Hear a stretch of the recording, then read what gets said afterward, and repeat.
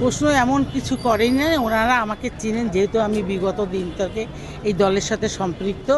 আমি শহীদ প্রেসিডেন্ট জিয়া রহমান থেকে, ম্যাডাম খালেদা জিয়া থেকে এবং বর্তমান প্রধানমন্ত্রী এনার আমলেও আমি কাজ করে যাচ্ছি। এরই সুবাদে আমি সংরক্ষিত আসনের জন্য নমিনেশন সাবমিট করেছি এবং এটা আমি ওনাদের কাছে আশা করছি বা প্রত্যাশা করছি।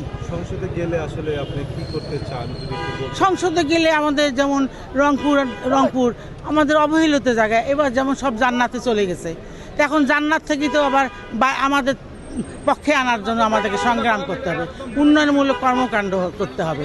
তারপরে মানুষের যারা গরিব দুঃখী আছে আমাদেরকে তো ওগুলো দেখারও আমাদের ইয়ে আছে দলের মধ্যে। রংপুরে জান্নাত বলতে ওই যে জাতি জামাত, জামাত হ্যাঁ, সেই জন্যই আমাদের দরকার যে আমাদের একটা আসন হলে আমাদের উন্নয়নমূলক কর্মকাণ্ড, কথা বলার কি আছে, আর কাজ করতে গেলে আপনার পাওয়ার না থাকলে কাজ হয় না।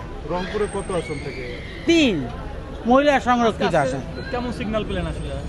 ওইখানে সিগন্যাল পাওয়া যায় কি ওনারা মার খাবে বলেন তো? ঠিক আছে। ওনারা যেটা করবে হাইকমান্ড করবে, বোর্ড করবে। এখন ওনারা কি আমাকে বলবে? ওনারা পরেই নেবেন সিদ্ধান্ত।